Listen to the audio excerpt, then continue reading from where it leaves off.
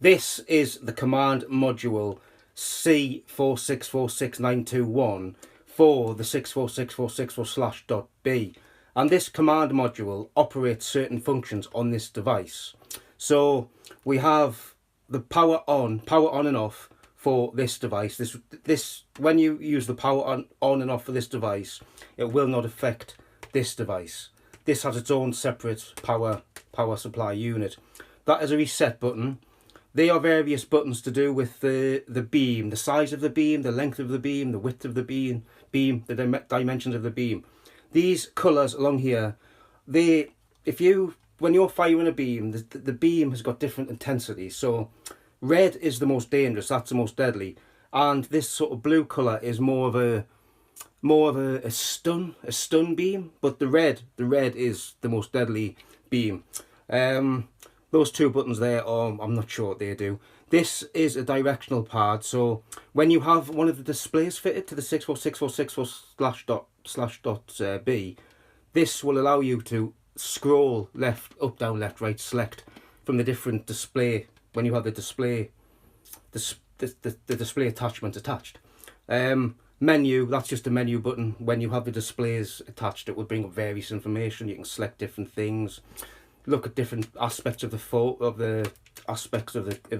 64664/.b, and this is analog and digital, so you can either operate the device in analog mode or digital mode, whichever sector you're in. It depends which sector you're in to choose analog or digital.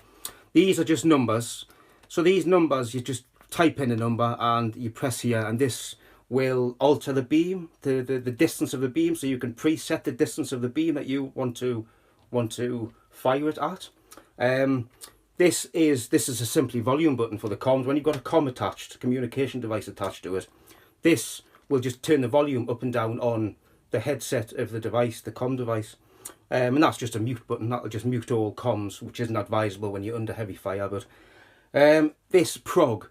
Now prog is, it was only used in the 67th century. It was some sort of obsolete communication that they had to go through separate frequencies. It's all automatic now. It automatically selects the frequency you're on.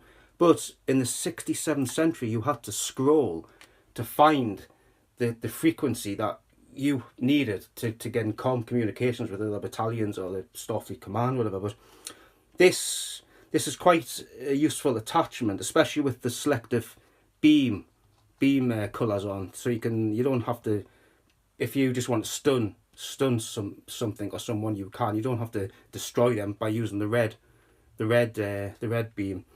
But this and this will not function without one of the displays, attached displays. This is useless without the display or one of the displays on the 64664/.b.